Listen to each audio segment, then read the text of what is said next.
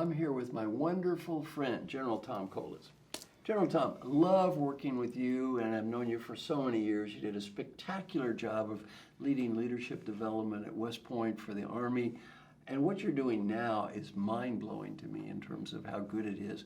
You're working here at the Doerr Institute for new leaders at Rice, and you're really developing leaders in a university setting, something that, at least at this level, has never been done before. And you kind of started from the ground up. So how did you do this? How did you take a situation where nobody's ever done this before, much of any place, and you're developing leaders for a whole private university? Now you have a huge number of the students who are signed up, who are excited, who are making a positive difference. Universities are not always noted for being willing to change. How'd you do it? Well, Marshall, the first thing that we did was we listened. So we did 185 interviews here at Rice, talked to people about how leaders are developed so we would get the culture right. Right.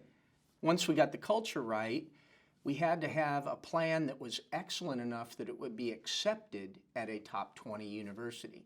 That means we had to use professional people, we had to use evidence-based techniques, and possibly most importantly, we had to measure our outcomes so that we knew we weren't just entertaining students, but that we were developing them. You know, I love the fact that you use measurement. I mean, I have a degree in mathematics myself. As you know, in my coaching process, I measure everything. And so if I'm a potentially, let's say, corporate person looking to hire somebody, and you could come to me and say, our graduate has really got some documented evidence they care about leadership development. They've studied about being a better leader. They're practicing. They've got a coach. If I'm in a corporation, I'd say, God bless you. That sounds fantastic. It's a terrific opportunity for students and for corporations to get developing young leaders instead of people who are starting at the ground floor. Much of our research shows that students who don't work on their development as leaders are no better when they graduate than the day they walked in the door. And no company wants to hire a college graduate with high school level leadership skills. No, and they're all technically competent. Let's face it. Anybody that gets into any top 20 college today, and to be honest, maybe neither you nor I would get admitted to one of these places today, but anybody gets in it, they are not stupid. Right. They are smart, they are hardworking, they're technically competent people. They haven't been trained in interpersonal skills. No, they haven't, and those skills are necessary to leverage the degrees that they have in order to do well with them. This was the intent behind the donation from Ann and John Doerr that started the Doerr Institute, was to make sure that students were going to leave not just with a great education, but with the ability to apply it. You know, if you had to look at not just Rice, but the larger university space, what do you see coming in the future? Well, right now, the university space is a vacuum for high-quality leadership. I'm talking about a vacuum for business, a vacuum for new techniques, for measurement.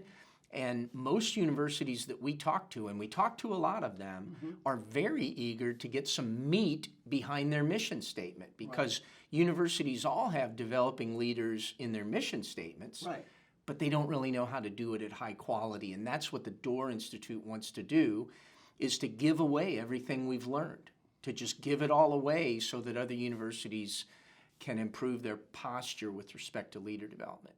You know, another thing that you're recommending, which I love, is the idea of creating a standard so that universities have an opportunity to reach this standard so that they can then say, we are serious about this.